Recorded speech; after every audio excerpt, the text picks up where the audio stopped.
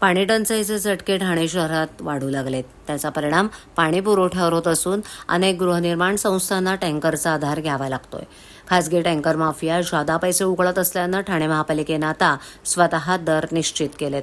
ठाणेकरांना एका टँकरमागे 1,000 रुपये मोजावे लागणार असून त्यातील पाण्याचा वापर पिण्याव्यतिरिक्त अन्य कोणत्याही कारणासाठी करता येणार नाही.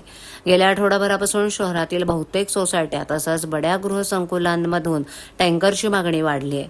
पालिकेकडून देण्यात येणारे टँकर हे फक्त घरगुती वापरासाठी असून टॉयलेट, बाथरूम, फ्लशिंग किंवा बांधकामासाठी या पाण्याचा वापर करता येणार नाही. सर्वसाधारण सभेत पालिकेनं निश्चित केलेल्या दरानुसार 10,000 लिटर क्षमतेच्या टँकरसाठी वाहतुकीसह 1,000 रुपये निश्चित करण्यात आले आहेत. 7 प्रभाग समित्यांमध्ये टँकरनं पाणीपुरवठा करण्यासाठी साकेत इथे एकच टँकर भरणा केंद्र आहे. मात्र इथे मोठ्या प्रमाणावर मागणी होत असल्यानं वेळेत टँकरनं पाणीपुरवठा करणं शक्य होत नाहीये.